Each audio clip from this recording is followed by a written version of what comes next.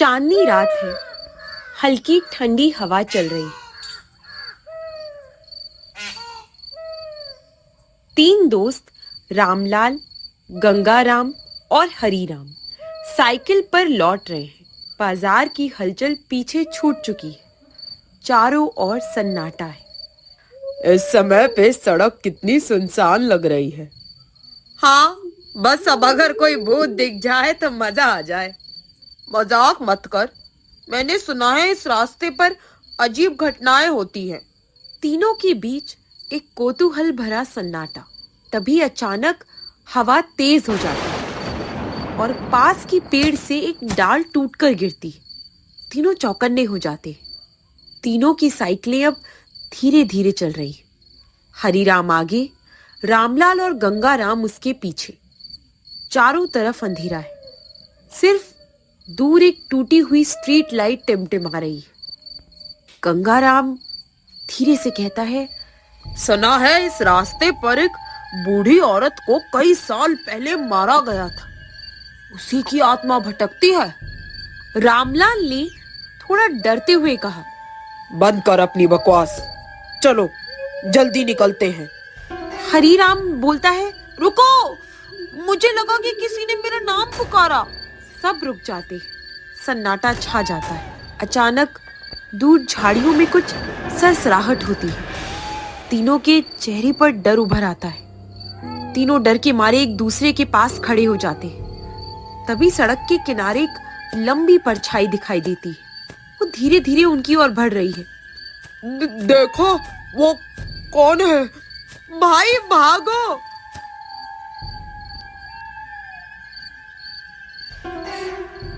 तीनों तेजी से साइकिल मोड़ते हैं, लेकिन तभी एक बूढ़ा आदमी उनकी ओर आता है। उनके दिल की धड़कनें तेज हो जाती है। बूढ़ा धीरे धीरे पास आता है और पास आकर मुस्कुराता है। उसकी आंखों में एक अजीब सी चमक है। अरे रे, इतना डर क्यों गए? मैं यहाँ हर रात इस सड़क की निगरानी करता हूँ। सुना है लोग इसे भूतिया कहते हैं। हरीराम हैरान होकर कहता है, मतलब यहाँ भूत भूत कुछ नहीं है? बेटा, भूत होते हैं या नहीं ये तो मैं नहीं जानता, पर डर हमेशा इंसान के दिमाग में होता है। तीनों राहत की सांस लेते हैं।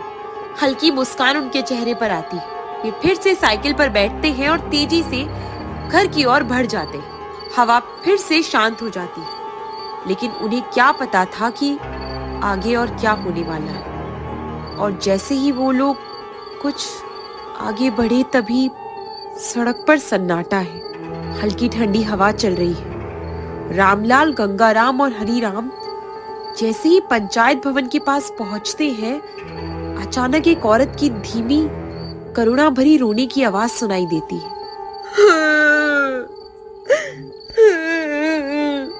गंगाराम साइकिल रोकते हुए कहता है, रुको, ये आवाज, कोई औरत रो रही है। हरीराम घबराते हुए कहता है, अरे छोड़ो, चलो जल्दी से निकलते हैं। इतनी रात को वहां कौन मिलेगा? गंगाराम सही कह रहा है, हमें देखना चाहिए। हो सकता है कोई मुसीबत में हो। रामलाल ने गंभीरता से जवाब दिया। तीनों दोस्त धीरे धीरे बरगद के पेड़ की तरफ बढ़ते हैं। धुंधली चांदनी में वे देखते हैं कि वहां एक बूढ़ी औरत बैठी है, फटे पुराने कपड़ों में। उसके सफेद उलझे हुए बाल, झुकी हुई कमर और थरथराते हाथ उसे और भी डरावना बना रहे थे। जैसे ही तीनों दोस्त पास आते हैं, बूढ़ी औरत धीरे धीरे अपना चेहरा ऊपर उठाती है। उसकी आंखों में आंसू भरे हुए थे, लेकिन वो आंखें जैसे कुछ कह रही थी, जैसे कोई पुराना राज छिपा हो। माई, तुम यहाँ इस ठंडी रात में अकेले क्यों बैठी हो? बूढ़ी औरत कुछ नहीं बोलती, बस धीरे धीरे रोती रहती। उसकी आवाज अब भी भारी और रहस्यमयी थी। क्या तुम्हें हमारी मदद चाहिए? अब बूढ़ी औरत धीरे धीरे बोलती है। उसकी आवाज कांप रही थी, लेकिन उसमें एक अजीब सा दर्द भी था। मैं इंतजार कर रही हूँ सालों से, हरीराम ने डरते हुए कहा, किसका इंतजार? बूढ़ी औरत अब तीनों दोस्तों की ओर देखती है। उसकी आंखों में एक अजीब चमक थी। उनका, जिन्होंने मुझे भुला दिया, जिनसे मैंने वादा किया था कि मैं लौटूंगी। तीनों दोस्त अब सिहर जाते हैं। हवा और ठंडी हो गई थी।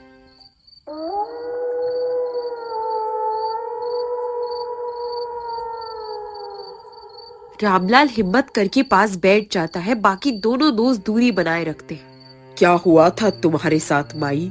बूढ़ी औरत अब एक गहरी सांस लेती है और बोलना शुरू करती है। बहुत साल पहले मैं इसी गांव में रहती थी। मेरे पति और 2 बच्चे थे। मेरा परिवार खुशहाल था, लेकिन फिर एक दिन। वो थोड़ी देर के लिए चुप हो जाती है। उसकी आंखों में दर्द दिखने लगता है। फिर एक दिन गांव के कुछ लोगों ने मुझ पर झूठा इल्जाम लगाया कि मैं एक डायन हूँ। तीनों दोस्त चौंक जाते हैं। डायन? पर माई ऐसा क्यों? गंगाराम हैरानी से पूछता है। क्योंकि मेरे पति के पास कुछ जमीन थी और कुछ लोगों की उस पर बुरी नजर थी, इसलिए उन्होंने मेरे खिलाफ गांव में अफवाह फैला दी। धीरे धीरे लोग मुझसे डरने लगे, मुझसे नफरत करने लगे और फिर। वो एक पल के लिए चुप हो जाती है। उसके चेहरे पर गहरी उदासी छा जाती है। फिर एक रात उन्होंने मुझे इस बरगद के पेड़ से बांध कर जला दिया। तीनों दोस्तों का खून जम जाता है। उनकी रीढ़ में ठंडक दौड़ जाती है। मतलब तुम एक आत्मा हो? हरीराम डरते हुए कहता है। बूढ़ी औरत सर झुका लेती है।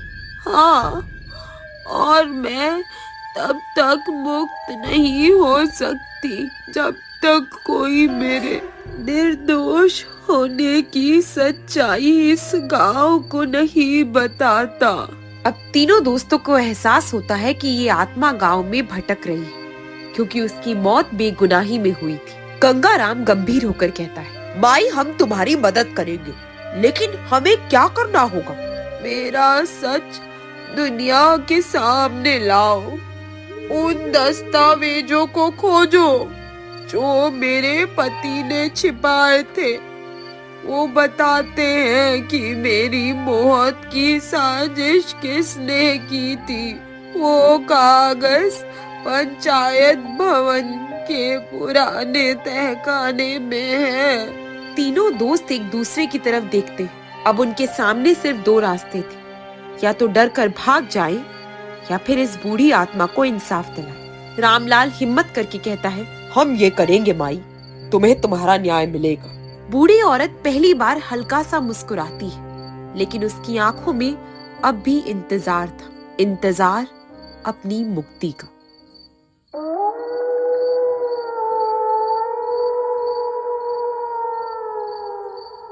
रात के समय ठंडी हवा के झोंके अब तेज उठे। बरगद के पेड़ के नीचे बैठी बूढ़ी आत्मा की आंखों में अब भी इंतजार था। हम पंचायत भवन के तहखाने में जाएंगे और सच ढूंढ कर रहेंगे। पर वो तहखाना तो परसों से बंद है। गांव में कहा जाता है कि वहाँ जाने वाले वापस नहीं आते, और अगर हमें सच में कोई आत्मा मिल गई तो? डरो मत, सच की राह हमेशा मुश्किल होती है, लेकिन वही इंसाफ दिलाती है। तीनों दोस्त एक दूसरे को देखते हैं और बिना और कुछ सोचे पंचायत भवन की ओर बढ़ जाते हैं। पंचायत भवन गांव की सबसे पुरानी इमारत थी। वहां रात को कोई नहीं जाता था।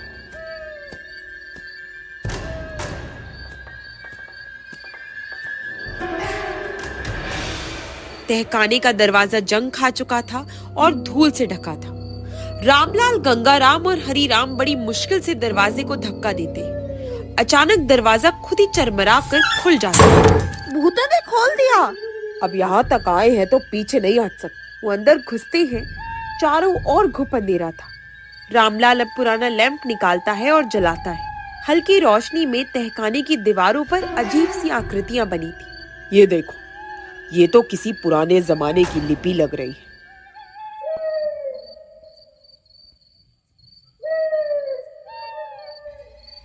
वो तहखाने में आगे बढ़ते हैं।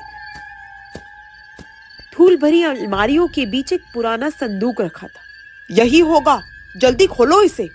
रामलाल और गंगाराम जैसे ही संदूक खोलते हैं, अंदर पुराने दस्तावेज रखे होते हैं। पीले पड़ चुके कागज जिन पर समय की मार साफ दिखाई दे रही थी। रामलाल दस्तावेजों को पढ़ने लगता है। जैसे जैसे वो पढ़ता जाता है, उसके चेहरे के हाव भाव बदलने लगते हैं। ये तो चौंका देने वाला सच है। क्या लिखा है? रामलाल धीरे धीरे पढ़ना शुरू करता है।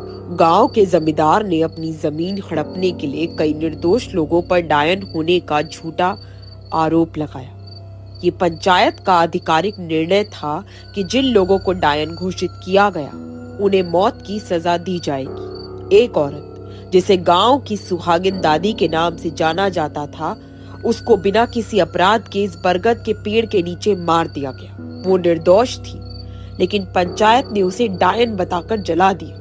तो गांव के बुजुर्ग ही असली गुनहगार थे। उन्होंने अपनी गलतियों को छिपाने के लिए झूठा इल्जाम लगा दिया।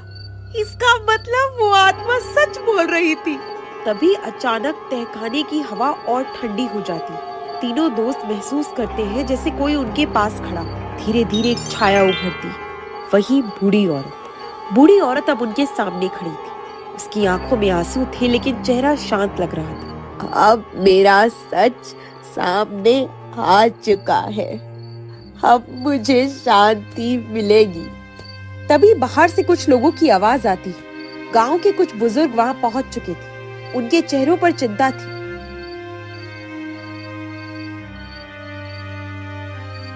गांव का मुखिया गुस्से में कहता है, तुम लोगों ने तहखाना क्यों खोला? ये दस्तावेज ये कहाँ मिले? रामलाल गंभीर स्वर में कहता है। तो आपको पहले से पता था मुखिया जी? गांव के मुखिया का चेहरा उतर जाता है। हाँ, हमारे पूर्वजों ने कई गलतियाँ की थी और अब हमें सच को छिपा रहे थे ताकि गांव का सम्मान बचा रहे। सम्मान? एक निर्दोष औरत को मारकर कैसा सम्मान? अब सच सबको बताना ही होगा। गांव वालों को जब असली सच्चाई पता चलती है तो सबको गहरा अफसोस होता है। बूढ़ी आत्मा धीरे धीरे शांत हो जाती है। उसकी आंखों में आंसू बह रहे थे, लेकिन अब उसमें एक सुकून था। वो धीरे से मुस्कुराकर कहती है, अब मैं जा सकती हूँ। शुक्रिया बच्चों। एक हल्की हवा चलती है और देखते ही देखते बूढ़ी आत्मा धीरे धीरे गायब हो जाती है। बरगद के पत्ते धीरे धीरे हिलते हैं, जैसे कोई विदाई दे रहा हो।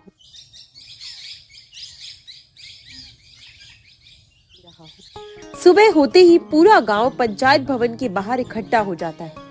दस्तावेज सबको दिखाए जाते हैं और गांव के बुजुर्ग अपनी गलती मानते हैं। पंचायत एक नया नियम बनाती है कि भविष्य में कभी किसी निर्दोष पर ऐसा अन्याय नहीं होगा। आज हमने सिर्फ एक आत्मा को मुक्त नहीं किया, बल्कि गांव को उसके पुराने पापों से भी मुक्त किया। हाँ, और ये बरगद का पेड़ अब सिर्फ डर का नहीं, न्याय की पहचान बनेगा।